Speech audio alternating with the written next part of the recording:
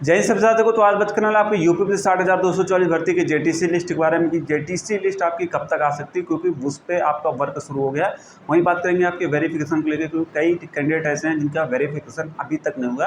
तो वेरिफिकेशन में आपके पूरे 10 पॉइंट चेक होते हैं, कौन कौन से होते हैं, वो सारे डाउट आपका इस वीडियो में क्लियर करूँगा।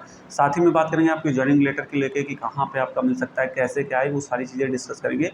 और पिछली वीडियो के कुछ आपके कमेंट्स है, वो कमेंट्स के माध्यम से आपके जवाब देने की कोशिश करूँगा, जिससे आपके जो डाउट है वो भी क्लियर कर दूँगा।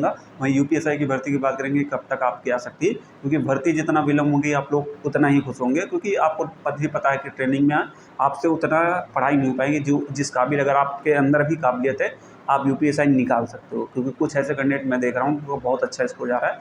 तो क्योंकि अगर आपकी ट्रेनिंग होगी तो आपके लिए दिक्कत होगी, क्योंकि ट्रेनिंग अगर आपका मान लीजिए भर्ती आ जाए फिर पेपर हो जाएगा, तो फिर आपके लिए थोड़ा बहुत मुश्किल हो जाएगा, क्योंकि समय वहाँ नहीं रहता है।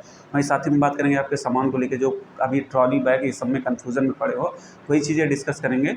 तो वीडियो के अंत तक बने रहेगा, आपके एक एक डाउट क्लियर करना हो। सर को लेकर बात करें, अभी देखो किरण पब्लिकेशन की मार्केट में कुछ किताबें आई हैं जो कि आपके एग्जाम को क्रैक करने में काफ़ी ज़्यादा मदद कर सकती है। ये किताब जो है आपके कांस्टेबल एसआई दोनों के लिए आपके लिए डिज़ाइन किया गया है। जैसे कि इस बुक में क्या खासियत वो मैं बताने जा रहा हूँ। जैसे कि इनकी पहली बुक समान ज्ञान की, जो कि एआई इनेबल बुक आपकी है, जिसमें आपको मूल विधि के क्वेश्चन भी दे गए, समान ज्ञान के भी दे गए। वो सारे क्वेश्चन आपके जो प्रीवियस ईयर में आए, चाहे कांस्टेबल में आए हो, चाहे एसआई में आओ, चाहे एसआई में, उसको आपको विद व्याख्या से सारी चीज़ें उसमें समझाएंगे। टोटल इस बुक में आपको 4500 ऑब्जेक्टिव क्वेश्चन मिलेंगे।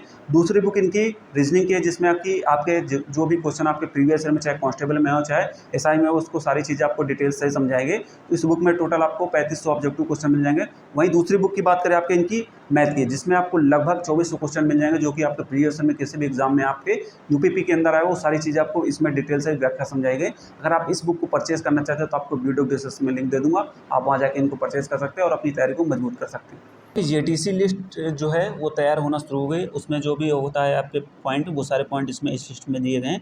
जैसा कि क्यों वेरिफिकेशन नहीं हुआ, किस कारण से नहीं हुआ, सारी चीज़ इसमें दर्शाई जाती हैं। तो उसके लिए आप बिल्कुल टेंशन फ्री, बहुत जल्द आपके सामने जेटीसी लिस्ट मिल सकती है। अब आपका सवाल होगा कि जेटीसी लिस्ट आखिर कब तक आएगी। देखो मेरे भाई, आपकी जेटीसी लिस्ट आपको लगभग मान के चलिए आपके जून में फर्स्ट वीक है, तो मान लीजिए 7 से तारीख के आसपास आपको लिस्ट देखने को मिलती है। वो लिस्ट आपकी कई प्रकार से लिस्ट वायरल होती है। पहली लिस्ट बता रहा हूँ मैं कैसे आती है, कि जैसे कि कुछ जनपद वाइज उसमें आएगी। जनपद वाइज मतलब कि आपको पता लग जाएगी, जैसे आपका बरेली जनपद है, तो बरेली जनपद के मान के चले कि 3 से 4 पार्ट में जैसे उनको डिवाइड कर दिए हैं कि जो है एक जगह जेटीसी मान लीजिए इनके रामपुर चले गई, कहीं मुरादाबाद चले जाइए, कहीं लखीमपुर खीरी के, कुछ इस बार आपसे डिवाइड हो जाएगा 3 से 4 पार्ट में, ठीक है। एक लिस्ट आपकी क्या होती है, पूरे नेम वाइज आपकी आएगी, नेम वाइज भी आपकी लिस्ट पूरी आती है। तो वहीं देखो इसमें क्या होगा, आपको पता कब लगेगा, तो ये 10 तारीख के आसपास आपको पता लग जाएगा। उसके पहले भी पता लग सकता है, क्योंकि ज्वाइनिंग लेटर जब तक आपको नहीं मिल जाएगा तब तक आपको ये नहीं पता लगेगा कि आपकी जो है किस जो है पुलिस लाइन में आपकी ट्रेनिंग होगी, ये चीज़ें जेटीसी होगी मतलब की। तो ज्वाइनिंग लेटर अब सवाल होगा कि कहाँ से मिलेगा। मैं आपको कई बार ये चीज़ें बता चुका हूँ कि ज्वाइनिंग लेटर आपका कहाँ होगा, कब मिलेगा और कैसे मिलेगा। तो वो लखनऊ में मिलेगा, माननीय मुख्यमंत्री जी द्वारा सामूहिक आपका प्रोग्राम होगा। जैसे कि आपके आसपास ज़िले के जो अभ्यर्थी हैं, लखनऊ, रायबरेली, उन्नाव, हरदोई, सीतापुर अभ्यर्थियों को लिया जाएगा। बाकी जो टॉपर्स होंगे उनको भी फ़ोन के माध्यम से अवगत कराया जाएगा कि हाँ आपको आना है पे लखनऊ पे, यहाँ पे ज्वाइनिंग लेटर मिलेगा। बाकी अभ्यर्थियों को उनके जनपद में ही एसपी महोदय द्वारा दिया जाएगा, सबको एक साथ, ठीक है।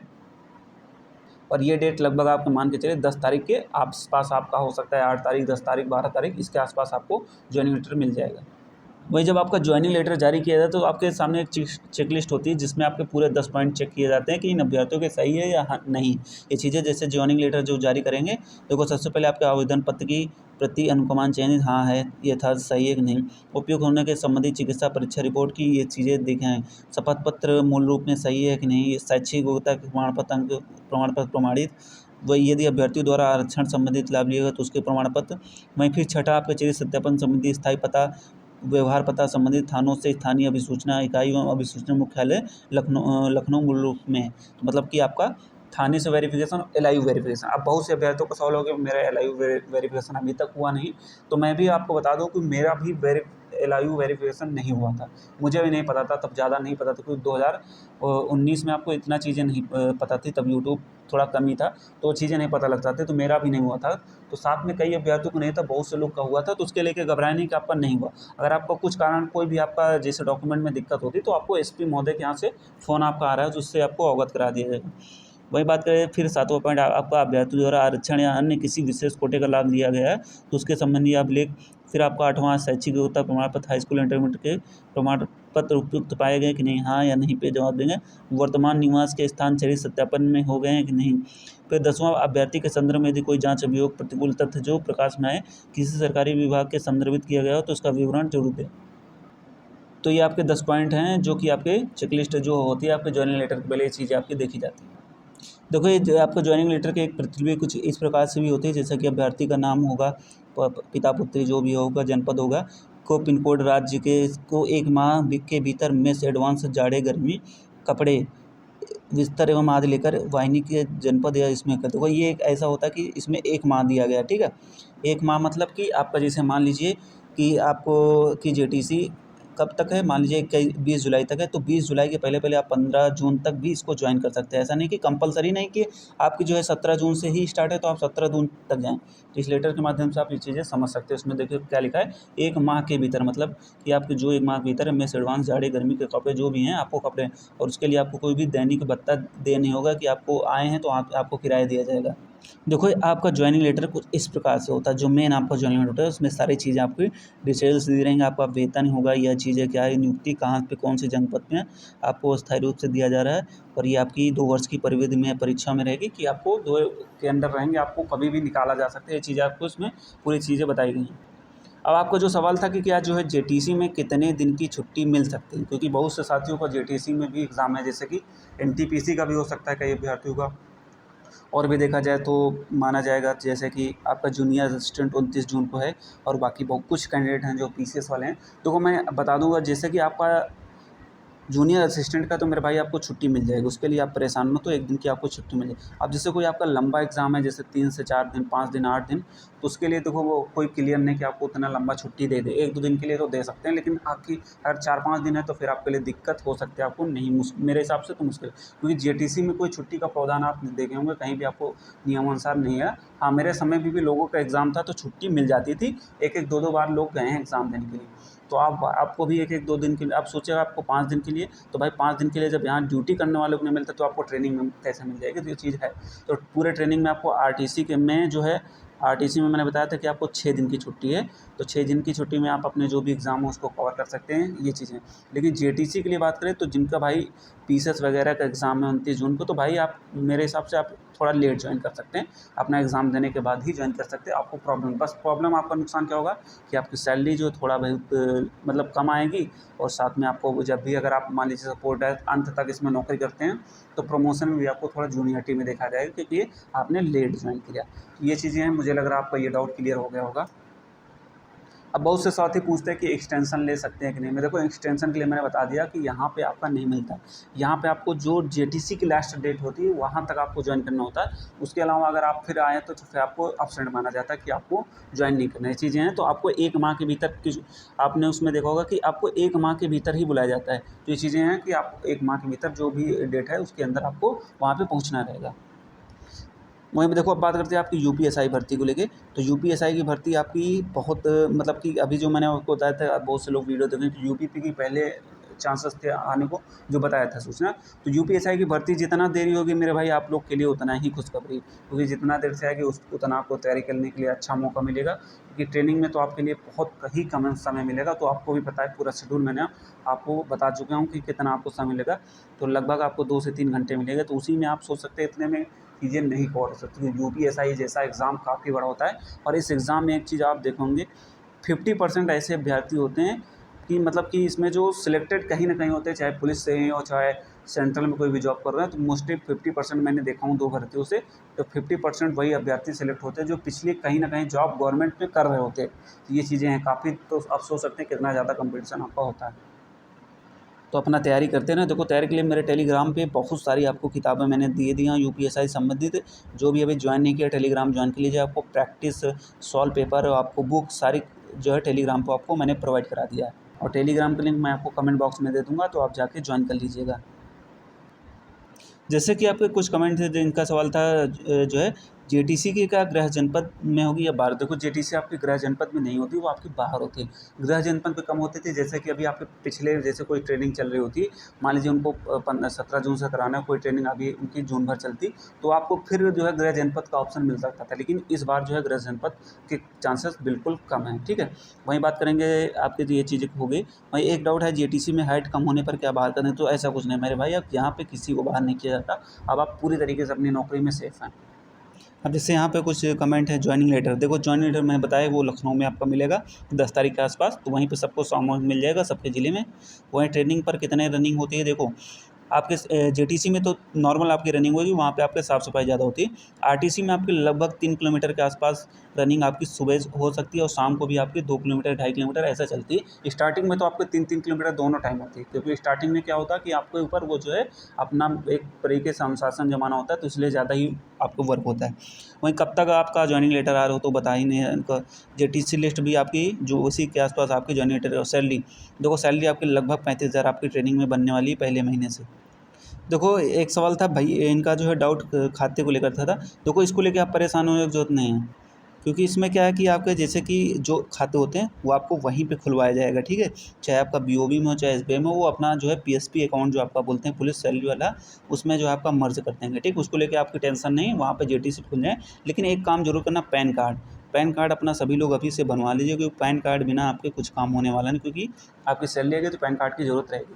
वहीं देखो अब मेन ये पॉइंट पूछते हैं, क्योंकि गर्ल्स काफ़ी ज़्यादा पूछती हैं कि जो है क्या जो है लड़कियों के लिए सेफ़ है कि नहीं। मैंने देखो पहले भी आपको बता दिया हूँ कि देखो एक किसी के साथ अगर गलत हो गया तो वो सबके साथ नहीं गलत होता है। वहीं बात करें तो जैसे किसी समाज में क्या होता है कि कोई गलत कर देता है तो उस पूरे समाज को गाली देता है, उस पूरी जात को गाली देता है। वही चीज़ें होते हैं उस जात में, जैसे देखा जाए तो वो अगर गलत किया तो वो उसकी पूरी जात नहीं गलत है, उसका जो है पूरा धर्म नहीं गलत है, ये चीज़ें हैं। तो अगर किसी के साथ अगर गलत हो गया है, अगर किसी लड़के के साथ, तो ऐसा नहीं कि सबके साथ गलत हो गया। तो ये चीज़ें होती हैं, वो चीज़ें मुझे लग रहा है आपको समझ में आ गई, क्योंकि आजकल जो है सभी लोग जो है सक्षम हैं, किसी के साथ कुछ भी गलत नहीं हो सकता। सारी चीज़ें आप सोशल मीडिया अगर आप होता है तो सारी चीज़ें उसके माध्यम से समझ में आती। तो आपके साथ कुछ भी गलत नहीं होगा, जो फर्जी की चीज़ें अफवाहों से उनसे दूर रहे, आप सेल्फ डिफेंड हैं, कोई दिक्कत नहीं, ठीक है। अब जैसे इनका रेड और वाइट ब्राउन बेल्ट की बात करें, देखो वाइट ब्राउन जो बेल्ट होता है वो ट्रेनिंग में ही यूज़ होता है, उसके बाद जो रेड बेल्ट होता है वो लोग ड्यूटी में यूज़ करते हैं। तो आप चाहे ब्राउन वाला यूज़ करें चाहे रेड वाला, क्योंकि रेड वाला क्या होता है देखने में थोड़ा स्मार्ट दिखता है, मतलब वर्दी में थोड़ा काफ़ी ज़्यादा अच्छा लगता है, इस वजह से लोग रेड वाला यूज़ करते हैं। जो कि आपके जैसे यंग हो गए लोग हो गए वो ज़्यादातर रेड ही यूज़ करते हैं, जिससे कि वर्दी का पैटर्न काफ़ी ज़्यादा अच्छा दिखता है, अट्रैक्टिव।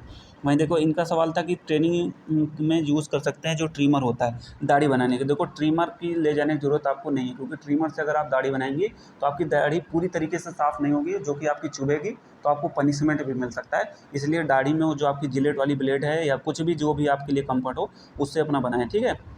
तो उसको लेके ट्रिमर से ले जाने की ज़रूरत नहीं, पैसे वेस्ट करने की ज़रूरत नहीं है आपकी, उससे जिलेट की ब्लेड आती है उससे करवा सकते हैं। वहीं अब आपका सवाल था ट्रॉली बैग को लेकर। देखो मैं आपको बता दूँ, ट्रॉली बैग आपके घर पे जो एक बैग आता है नॉर्मल, क्या आपने देखो जिस पे आप लेके कहीं शॉप जाते हैं कहीं घूमने, तो उसमें क्या होता है आपका काफ़ी सामान आ जाता है, तो उसको ले लीजिए घर से या किसी भी चीज़ में ले जाके, क्योंकि वहाँ पे आपको बक्सा ट्रेनिंग सेंटर पे प्रोवाइड करा देंगे। नहीं वहाँ पे आपको सामूहिक सबके साथ आ जाए तो आप खरीद सकते हैं, बाकी अगर ले जाना है घर से ले जा सकते हैं, क्योंकि घर से ले जाने में देखो तो बक्सा लेने के लिए क्यों मैं बता रहा हूँ कि बक्से में आपका सामान काफ़ी ज़्यादा हो जाएगा और सेफ भी रहेगा। उस पर आप अपना लॉक भी लगा सकते हैं, क्योंकि क्या होगा कभी आपके साथ वाले होते हैं आपके साथ परेशान करना है तो आपके सामान जो है निकाल के खा सकते हैं, ये चीज़ें होती हैं। तो और कभी कुछ मान लीजिए बंदर घुस गया, चूहा हो गया, इस वजह से ये बक्सा होता है आपके लिए। बार बार आप बैग खोलेंगे, बैग नीचे रहेगा आपका, क्योंकि वो जो ट्रॉली बैग आप ले जाएंगे वो आप सामने नहीं रख सकते, फिर आपको उसको बेड के नीचे रखना पड़ेगा। तो भाई आपका वो धीरे धीरे ख़राब होने लगेगा, क्योंकि वहाँ पे क्या होगा जब आप परेड जाएंगे तो केवल आपको बाहर बक्सा ही दिखेगा, ना कि ये ट्रॉली बैग ये सब जो है बाहर आप नहीं रख सकते। इसलिए मैं कह रहा हूँ बक्सा, क्योंकि ट्रॉली बैग आप बाहर नहीं रख सकते, उसको फिर आपको चारपाई के अपने नीचे जो भी आपका बेड होगा उसके नीचे ही रखना पड़ेगा। मुझे लग रहा है ये डाउट आपका क्लियर होगा। बाकी ट्रेनिंग में अपना जो भी यूज़ का सामान है ज़्यादा फालतू नहीं, कि मैं देख रहा हूँ लोग 10-10 जोड़ी साबुन खरीदे ले रहे हैं। अरे मेरे भाई एक साबुन 10 जोड़ी खरीदने की क्या ज़रूरत है, निरमा खरीदने की क्या ज़रूरत है? क्या वहाँ पे आपका साबुन निरमा नहीं मिलने वाला है? वहाँ पे आपके बिस्किट नहीं मिलने वाले हैं? वहाँ पे काजू बादाम नहीं मिलने वाले हैं? जो यार यहाँ चीज़ें वहाँ पे मतलब कि जो आपके कंपल्सरी आपके पास हैं वो घर पे हैं, उसी को लेके जाएँ, फालतू की चीज़ें ना खरीदें। पैसा रहेगा तो आप भाई सब कुछ खरीद सकते हैं। पैसा है तो आप कुछ भी वहाँ पे कर सकते हैं। इसलिए कहा हूँ कि अकाउंट में 30,000 रुपये ले लो और वहाँ पे पहले दिन जैसे ही आप वहाँ पे जेटीसी सेंटर पे जाएंगे आपको 5 से 6,000 रुपये में से एडवांस के लिए ले लेंगे। फिर बाकी आपका धीरे धीरे 2,000 सामान के लिए जो भी होगा, वर्दी के लिए फिर आपसे 3-4 हज़ार रुपये लगेंगे। तो ये चीज़ें आपकी धीरे धीरे जमा होंगी तो अपना एटीएम से कैश निकाल सकते हैं। एटीएम आपको वहाँ पे अंदर भी मिल जाएगा और बाहर से भी आप निकलवा सकते हैं। तो ये चीज़ें हैं भाई, ज़्यादा दिमाग लगाने की जरूरत नहीं। पैसा रहेगा तो वहाँ आपको अंदर भी कैंटीन रहेगी, कैंटीन से आप अपने ज़रूरत की सामान छोटी मोटी आप खरीद सकते हैं। नहीं तो आप मार्केट में भी आपको जाने की परमिशन रहेगी तो आप मार्केट से भी जाके खरीद सकते हैं, ठीक है। तो ज़्यादा पैसे यहाँ पे ले जाते कि साबुन खरीदे ले लो 10-10 पैकेट, बिस्किट खरीदे दे रहे हो 20-20 पैकेट, नमकीन खरीदो, ऐसा लग रहा है वहाँ पे मिलेगा नहीं। थोड़ा बहुत 1-2 दिन के लिए खाने के लिए सामान लीजिए, बाकी वहाँ पे आपको मिल जाएगा। और जो भी है मुझे लग रहा है आपके डाउट यहाँ से सारे डाउट क्लियर कर दिया हूँ। हाँ, एक डाउट था कि जैसे कि पैसा कितना देना पड़ता है जॉब छोड़ने का, तो वो मैं किसी नेक्स्ट वीडियो में आपको क्लियर कर दूंगा। तो मुझे लग रहा है आपके डाउट सारे क्लियर हो गए। बाकी जो भी होगा तो नेक्स्ट वीडियो में कमेंट के माध्यम से आपके सारे डाउट क्लियर कर दूंगा।